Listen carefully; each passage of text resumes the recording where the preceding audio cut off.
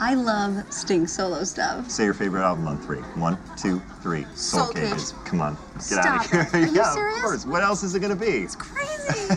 Can I say something? Sure. You have a rockin' body. Well, thank you. You know, go ahead and order dessert. I know you had an Oh, appetizer, thanks. but just I'm not a dessert kind of Hey, you deserve it. if it isn't Congressman Jonah Ryan of New Hampshire, hi. This is my friend Dan, who was just leaving. Oh, what are you doing? Oh, shit, you can see. That's a shocker. Oh, wow. You're Danny. I watch you when I'm on the treadmill. Of course you work out. Just Dan, and let me give you one word of advice. Run. This predator has roofied more women than Kappa Alpha Cosby. Okay, that's not an actual fraternity. So unless you enjoy the thrill of waking up in a basement torture dungeon, I'd say call it a night. You know, maybe I should go. Crystal, it's fine. It's just an unfinished basement, and he's just fucking with This you. is for trapping me in a job that makes me long for the days of Selena Meyer.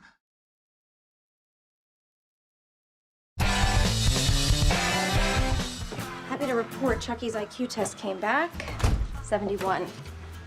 Is that good? It's good for us. The judge might take pity on him, go easy on his sentence. Did you hear that, Chucky? You scored a 71. Better than you ever did in school. So he'll get off with probation. I didn't say that. My boy can't go to juvie. I'm doing everything I can. You better be. What the hell are we paying you for? The state pays me. Yeah, and who do you think's part of the state? Me. Miss Slott, your son was caught with 10 pounds of heroin on him. Literally, the evidence was strapped to his body. Okay, so you said you had some... Big news! I got you a job. What? Seriously? Someone wants to hire Liv Rooney, the actual Liv Rooney? My clients are the stars of a hit TV show, so I pulled some strings and got you a guest part. Ah! The Big's got your back, baby. I'm so happy. They seem so nice. They do, don't they? Yeah. They are insane! Most guest actors don't last a day, but this was the only job I could get you. Just finish the week and watch your back. What? Becky, you're really, really scaring me. You should be scared. Scared makes you careful, and careful survives. Okay, have fun.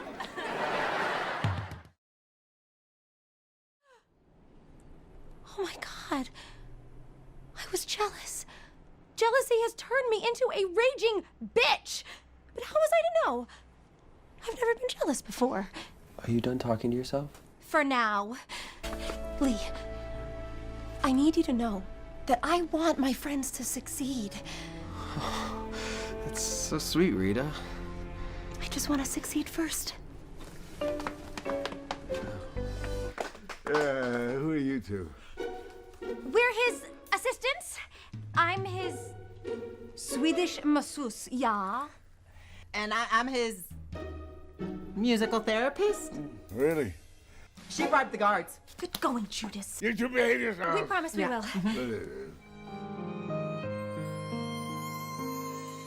When I was young, I heard the tales of princesses so very far away, of knights in shining armor, the last minute rushing in to save the day, where once upon a time would begin, and happily ever after at each end, the contemporary musical theater note.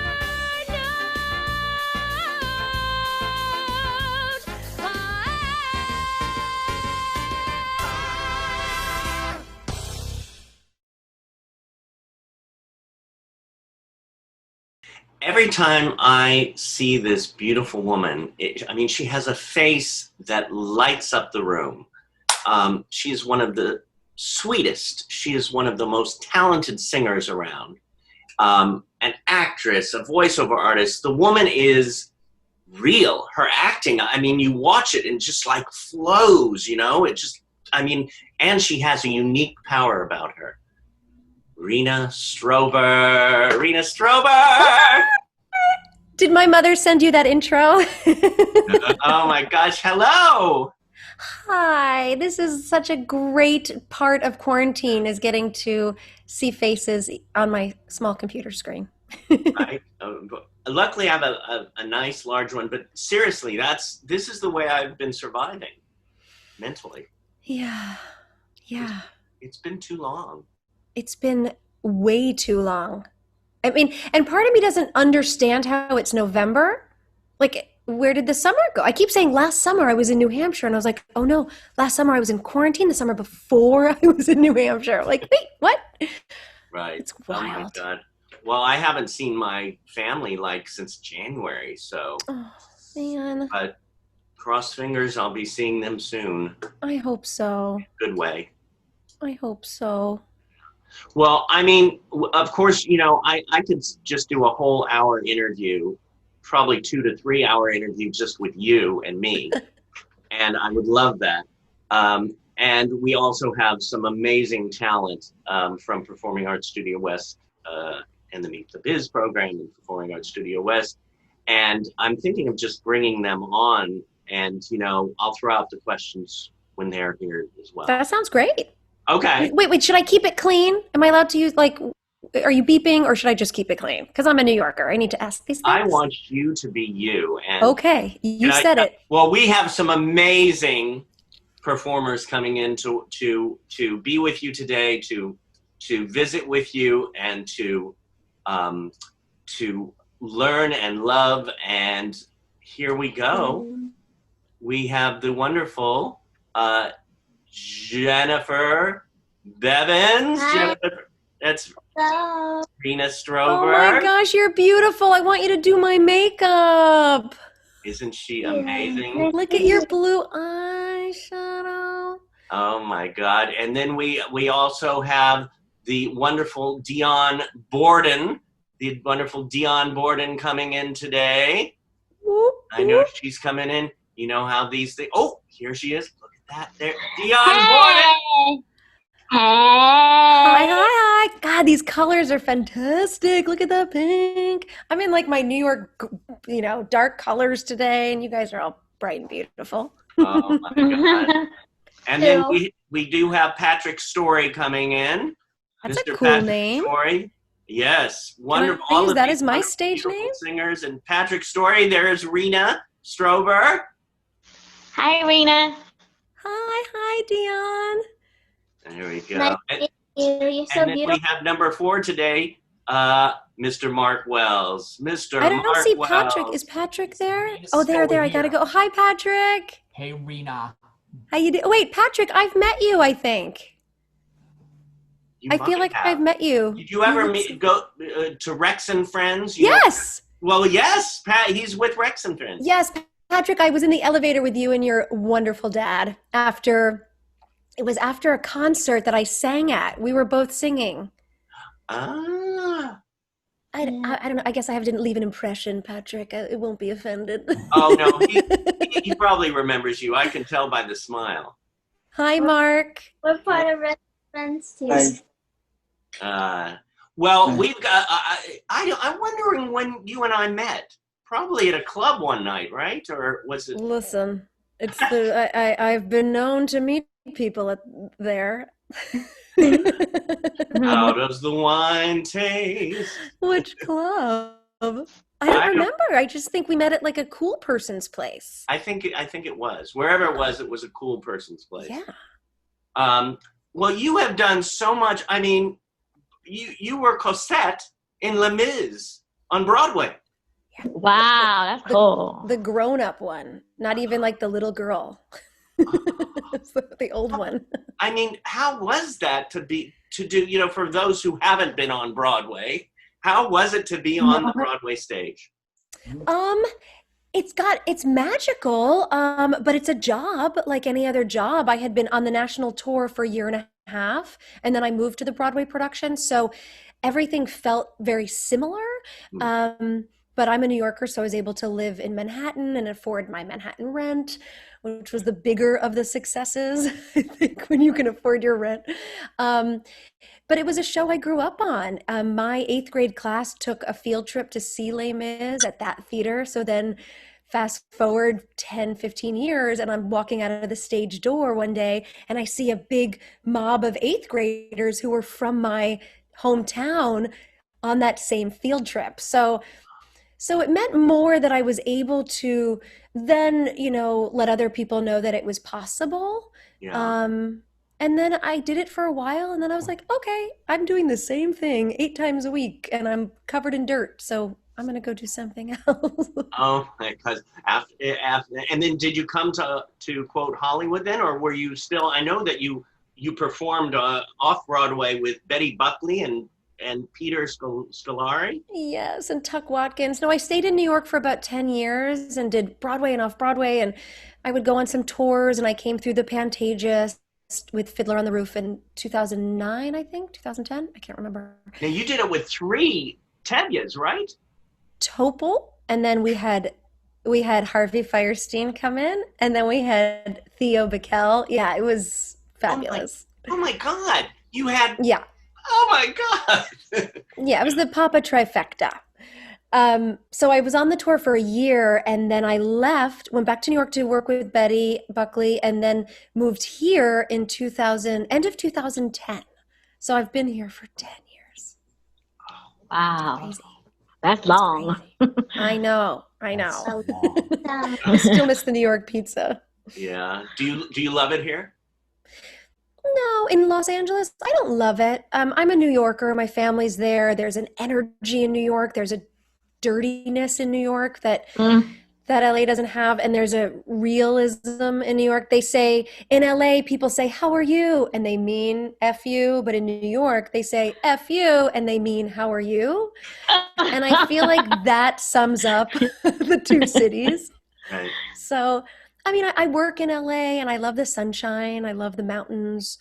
I have a child here now, so I don't see myself going back to Manhattan anytime soon. Yeah. And I get to meet incredible people here. Oh, I love it. I love it. Does somebody have a question for the lovely Rena? Yes, I do. Okay. Dion and then Jennifer. I want to know how old were you when you started singing at Broadway? I almost thought you were going to ask a lady her age now, and I was going to say, Dion.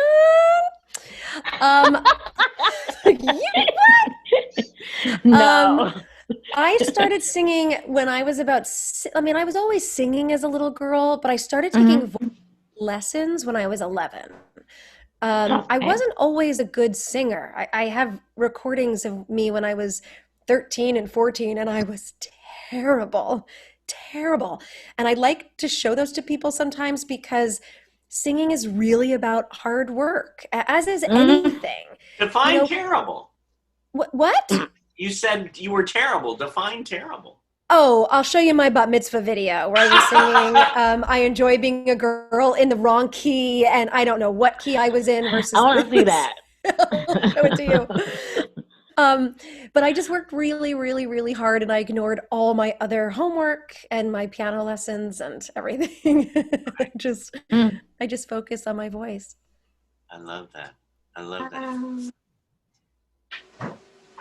Yes, Jennifer. Okay. I have a question. Who is your favorite artist and why? You mean like singing artist or any kind of artist? Singing artist. Oh my gosh, I'm gonna go with Nina Simone right now. It always depends like what day you ask me. Right. I take music very personally, so I'm in a Nina Simone place right now because she sang from her soul. The Hebrew word is neshama, like your soul. And I love listening to her vocally because she sits in her resonance. Like she sings the way she feels. There's no gloss on it. There's no production value. It's just her. And you can hear her pain and you can hear her joy. And I strive to be that kind of singer, and that's how I work with others is singing from your pain and your joy.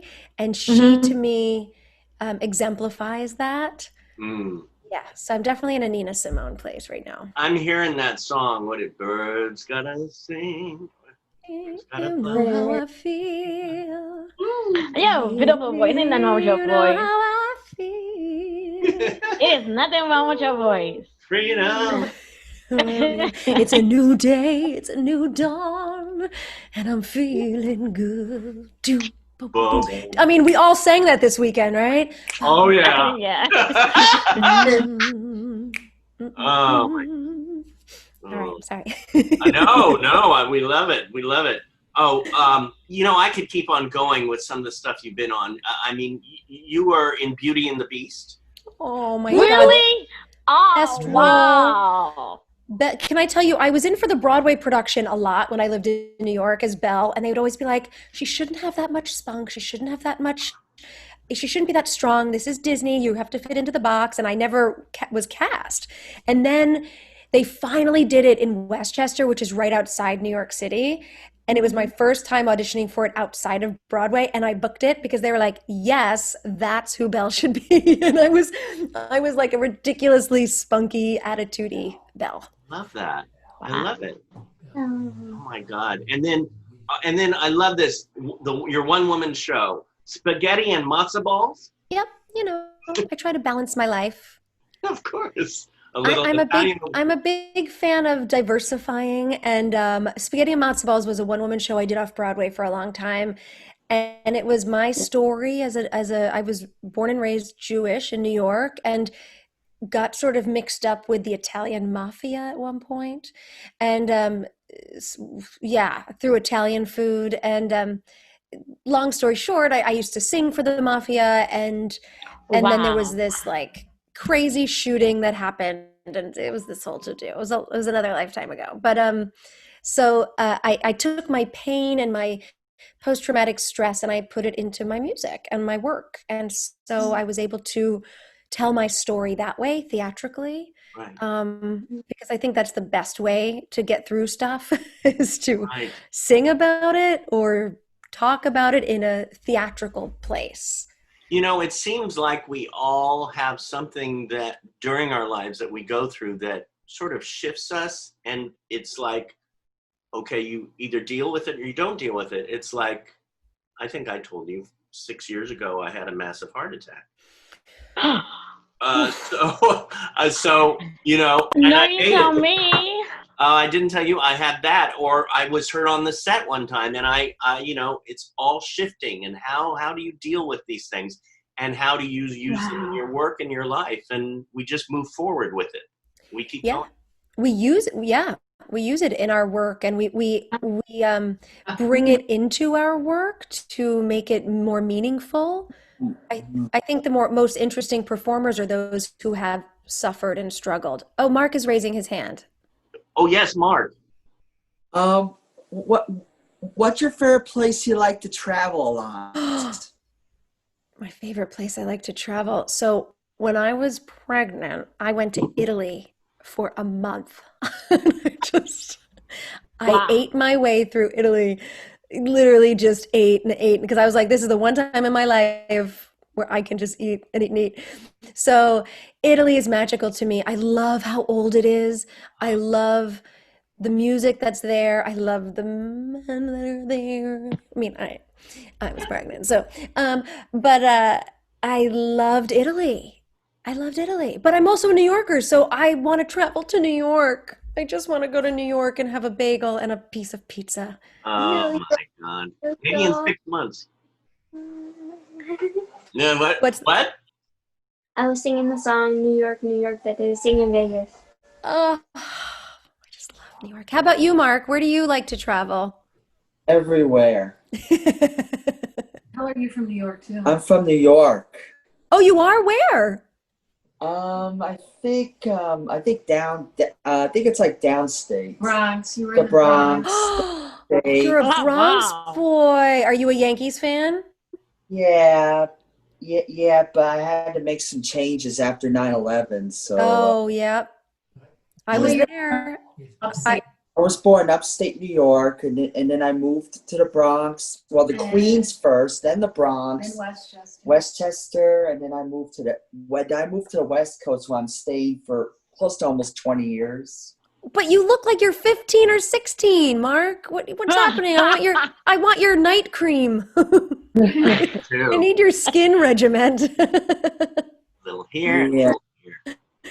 Yeah. Mark, give me the name of your plastic surgeon, please.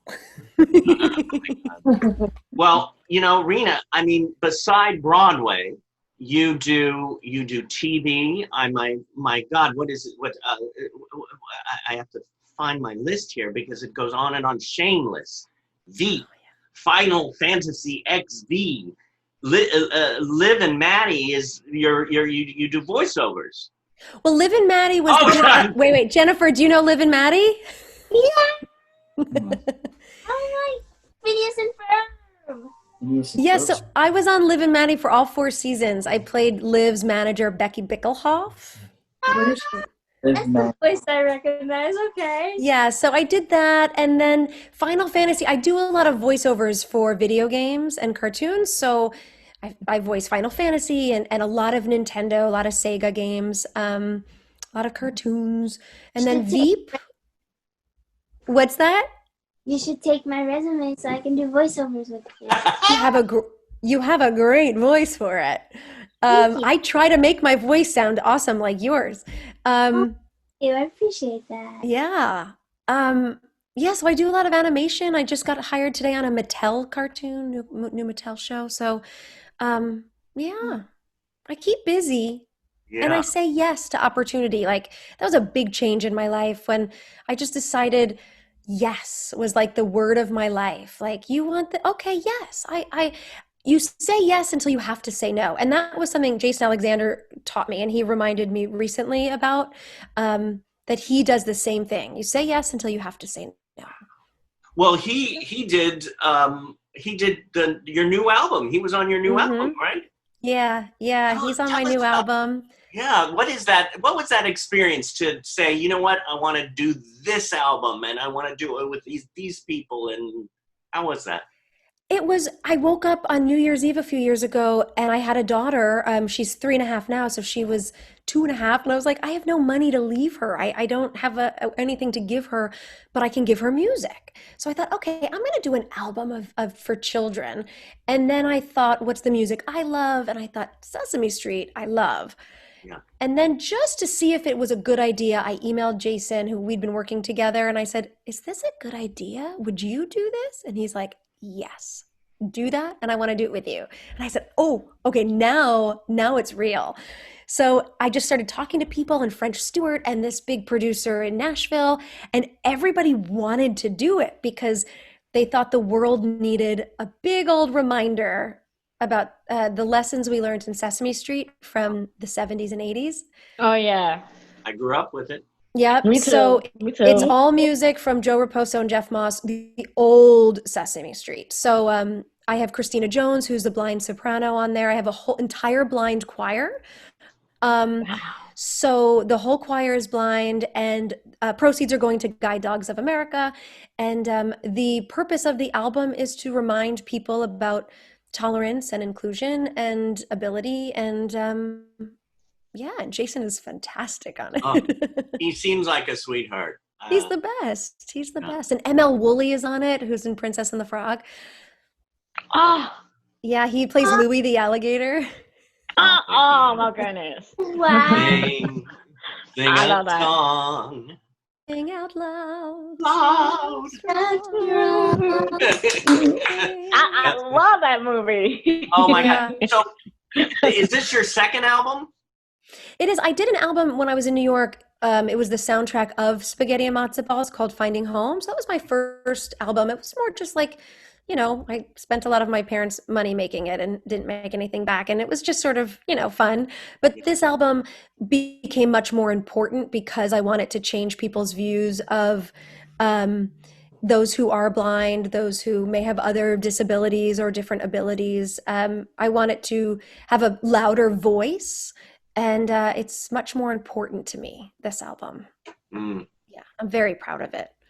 Well, I was looking at it and it's like, okay, got to order this one.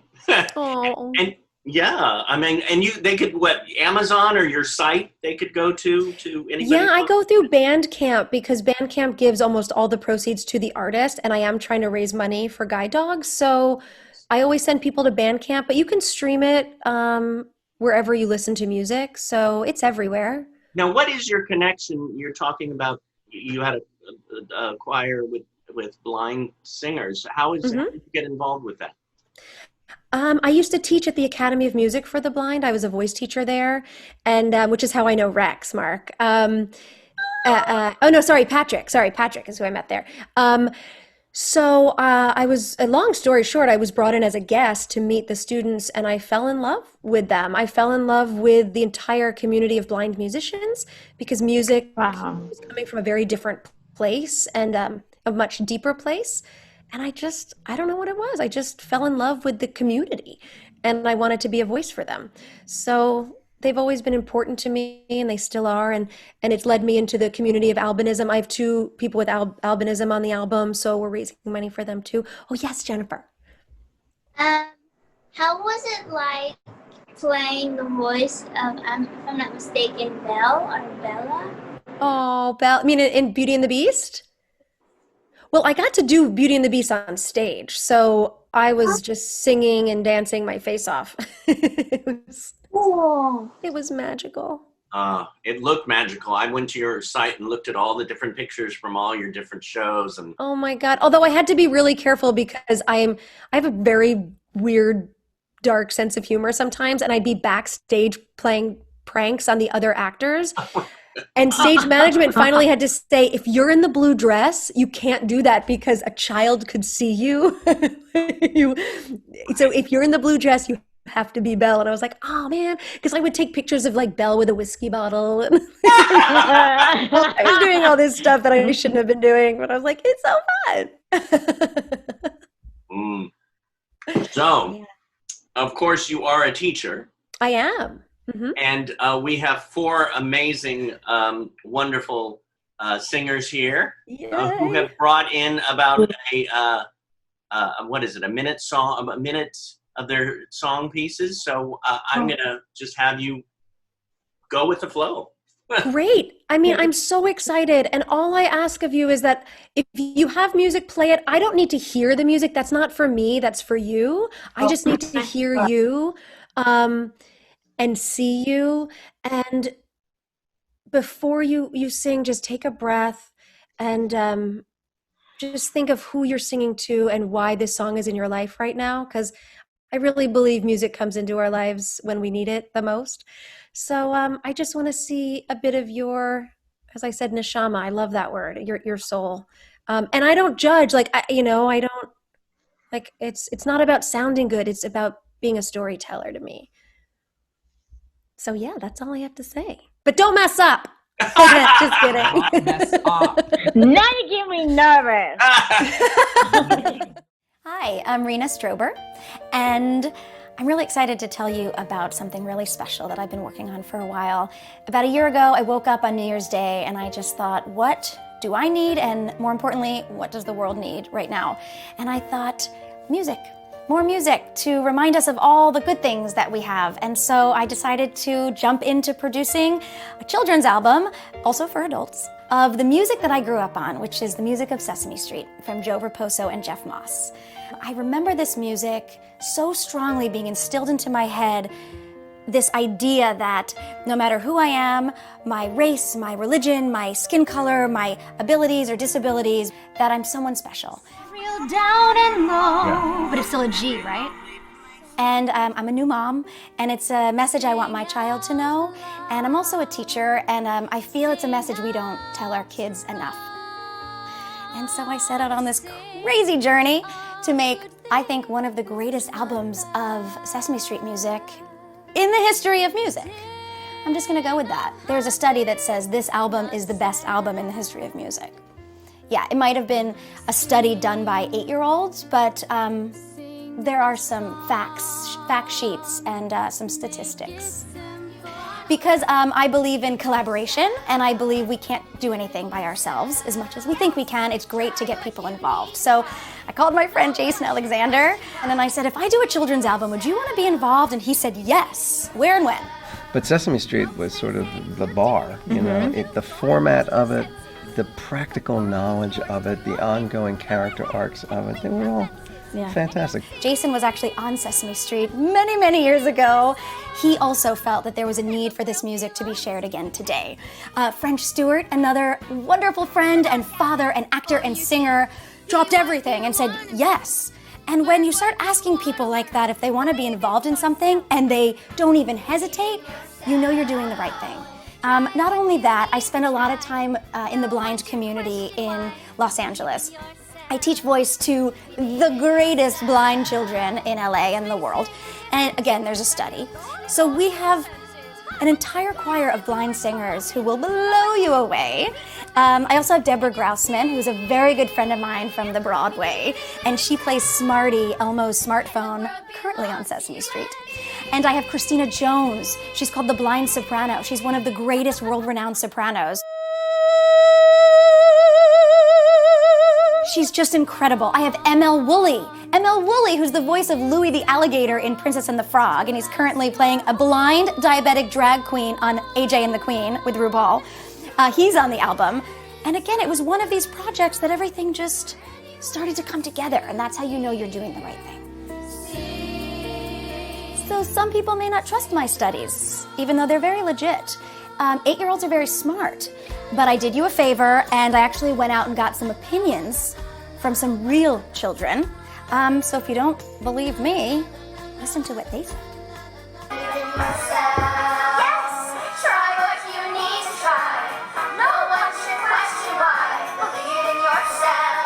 Rena's music makes me happy.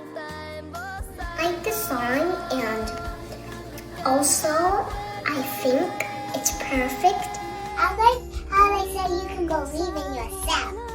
And I like the songs, I actually did. And they make me feel happy once I get a little sad. The first two ones made me smile, but the first to the last one made me feel smart a little. Rena's music made me feel happy. You should go buy her songs. I like the song. You do? Does it make you happy? Yeah. It does? Yeah. Do you want to listen to it over and over again? No.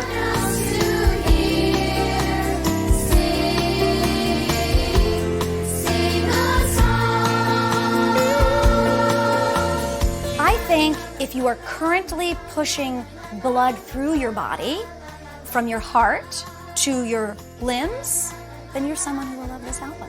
If you woke up this morning, you will love this album. If you like chocolate, you will love this album. If you are vegetarian, you will love this album. If you are vegan, you might be cranky because you might be hungry, but then after you eat, you will love this album. If you have allergies, you'll love this album. If you have athlete's foot, you will love this album. I think that's it. I think you covered everyone Did I cover